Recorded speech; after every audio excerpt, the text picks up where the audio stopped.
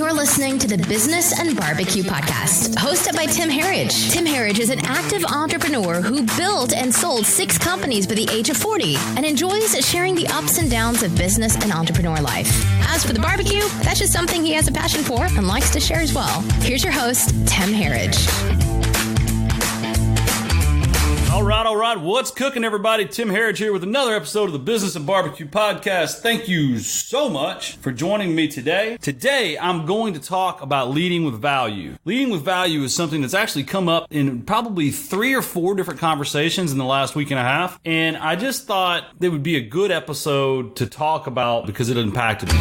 Today's show is brought to you by Audible. Audible is offering our listeners a free audiobook with a 30-day trial membership. Just go to audibletrial.com/TH and browse the unmatched selection of audio programs. Download a free title and start listening. It's that easy. Go to audibletrial.com/TH today. Get started with your free trial and claim your 1 free audiobook. So last week, if you listened to the conversation I had with John Lee Dumas entitled, "You Are Going to Die," I did something on accident at the beginning of the podcast. I actually told people to follow JLD on Instagram at the beginning of the interview. And it was on accident because I wasn't really trying to meet some format, or it wasn't intentional, but it was just because I wanted to start off with something a little different than let's get all the information we can out of this guest. And so then today I was scrolling through Facebook in between accounting tasks, and I saw my buddy Lo, who does assisted living with Austin here in the Dallas area, Lo Hornbuckle, make a post about leading with value. And it was about an occupational therapist that had contacted him into assisted living and led with, "Hey, can I come work for you for free? And maybe you can teach me the business." And so I just thought I would spend a little bit of time talking about some of the best ways that entrepreneurs or business people can approach other people, successful entrepreneurs, business owners, etc., to further themselves, but without being selfish. So we'll start off with number one. My number one tip is don't be a sponge. So what I mean is, one time, a good young employee of mine had made it known that he was going to work for me until he could actually go out on his own. And he straight up said that he wanted to learn as much as he could, and then he was going to go out on his own. And I was like,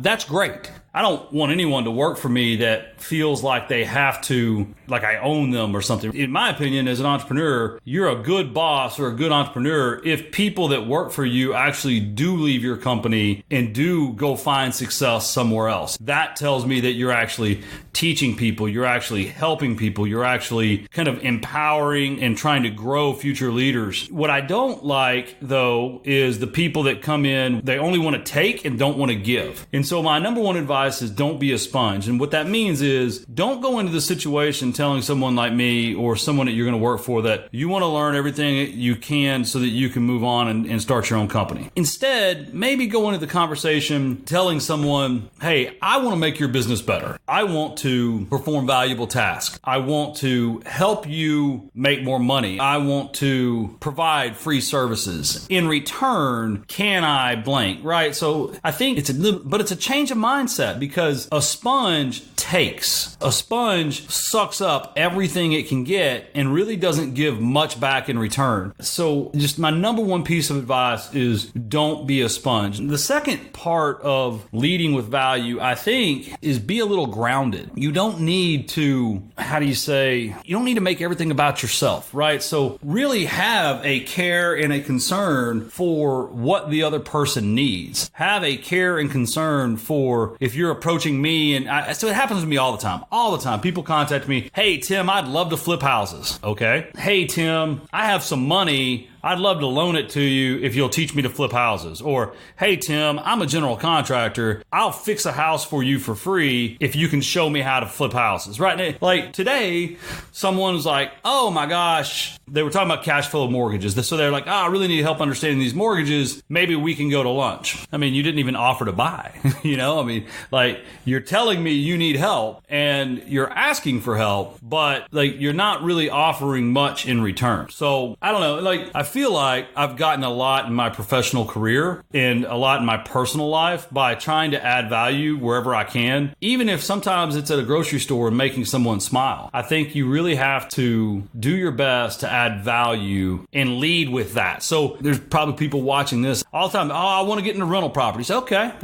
Come to one of my events. I don't have time. Okay.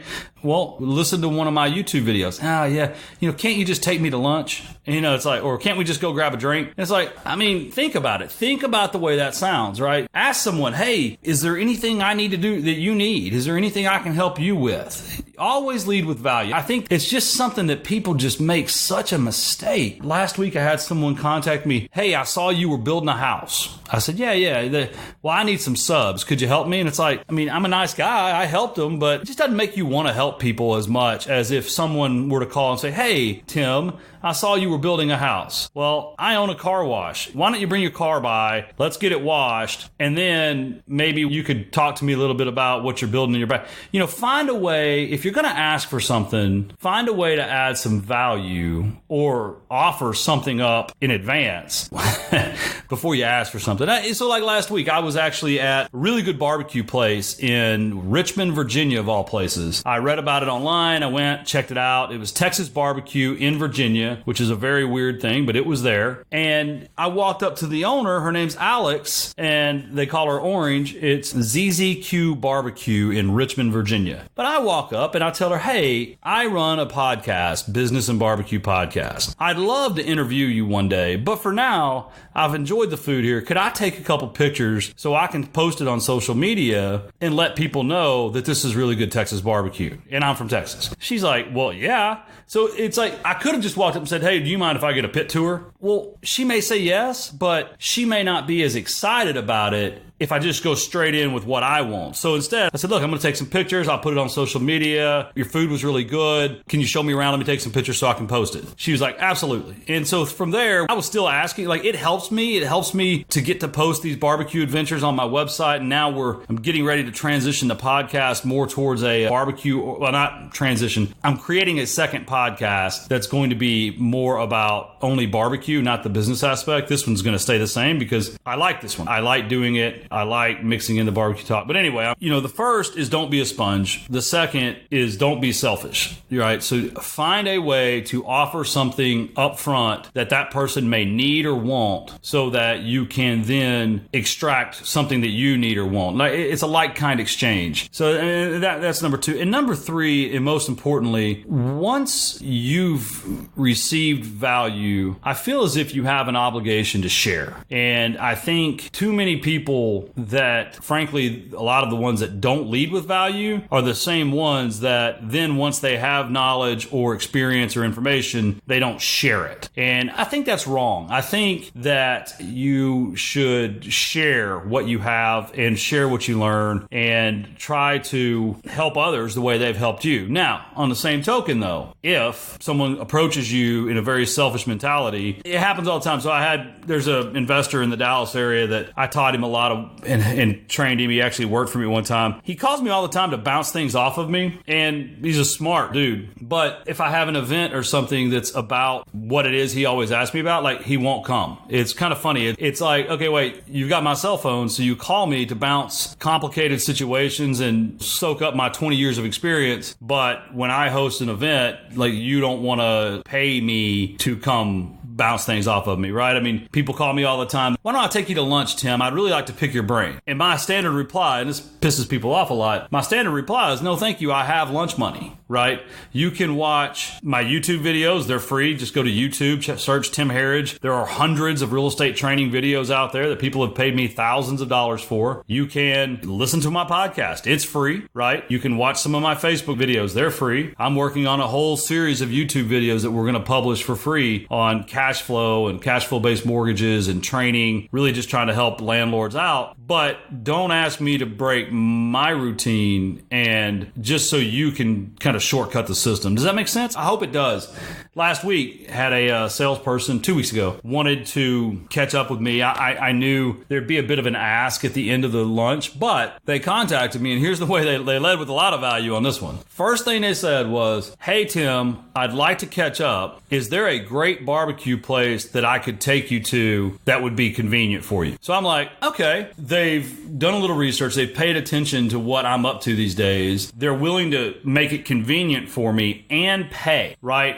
They didn't ask for what it was that they sell. I don't want to say who it is, but instead they straight up just asked me, is there a time where they could take me to barbecue that was convenient for me to catch up? And it was a very good approach, and I felt like that was valuable to me because if you don't know this about me, I love barbecue. And I said, absolutely. There's this new place out here that's only 5 minutes from my house that is now in the Texas Top 50. They just moved. It was their new location. And so I said, yeah, man, let's hook it up. And so it kind of funny how it worked out. As we were eating, a situation arose that I needed 5 of what the guy sold during lunch. That need arose. And so I just turned to him. I said, hey, you want these 5 things? And he said, absolutely. So, I think what I'm really trying to say is you'll get a lot more out of life if you try to give, and because whatever you give, you'll get back. What you put out, you will receive. And I don't want to get all, zen on you here, but that's just what I believe. I believe that in life, if you are kind to others, they will be kind to you. If you are giving and sharing to others, they will be giving and sharing to you. If you are rude and arrogant to others, they will be rude and arrogant to you. And that's just kind of my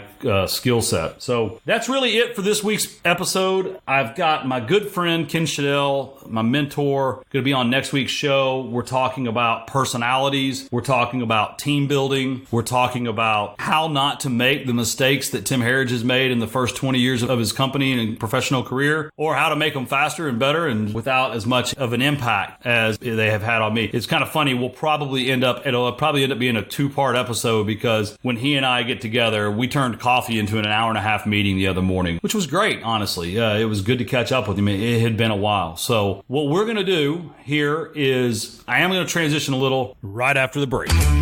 Start collecting more leads in minutes. Not only do I use HubSpot's free CRM, but I also use their free marketing tools. Start turning visitors into leads today. Sign up for free at HubSpot.com/TH. With HubSpot Marketing Free, you'll have everything you need to convert more visitors into leads. Sign up for free today, and it's free forever. No contract or credit card required. It's a risk-free way to see what inbound marketing can do for you. Start turning visitors into leads today. Sign up for free at HubSpot.com/TH. If you are listening to this podcast, because I'm recording a podcast, well, first off, if you're listening to this live on Instagram, hit like and share, add to your story, whatever. If you're on Facebook, do me a favor, just hit like and share the video. Second, if you are a landlord, if you own property and you want more property, we've got about 10 tickets left to the REI Masterminds meeting August 17th in Rockwall, Texas. Sign up, come on out. It's like $1,000. You'll be hanging out with me and some very successful, very focused, very capable landlords for the day. We will start Friday night with a happy hour, and then all day Saturday, we're going to do a couple case studies where people present their business, their landlord business, right? We're not talking about lead generation. We're not talking about managing contractors. This is more about taking advantage of the tax code and how to refinance and how to grow your portfolio, how to modify your acquisition criteria for your real estate business to maybe buy more houses or get a better return. We'll be helping people with their problems and their issues in their business, and we'll be having a great time. And of course, we will be eating barbecue for lunch, as you know, with me. And then that night, we'll be going out. I think we're doing a lake cruise, if I remember correctly. And then the next morning, we say goodbye, go grab some brunch. The hotel deadline's this Friday. Anyway, that's it. Quick episode. REI Masterminds, REIMasterminds.com. If you're listening to the podcast version of this, go ahead and please rate, subscribe, and review. That really helps me a lot in iTunes and Google Play and Stitcher, Spotify, etc. Check out timherridge.com. There is a link to ask questions and to recommend show topics. And I've got some more barbecue reviews coming out next week. That's it. I have to go coach football practice now. I hope you have everything you want in life. And until next time, keep cooking. Thanks for listening to the Business and BBQ Podcast. Make sure you check out our other episodes and stop by timherridge.com to say hi. We want to hear from you. Until next time, keep cooking.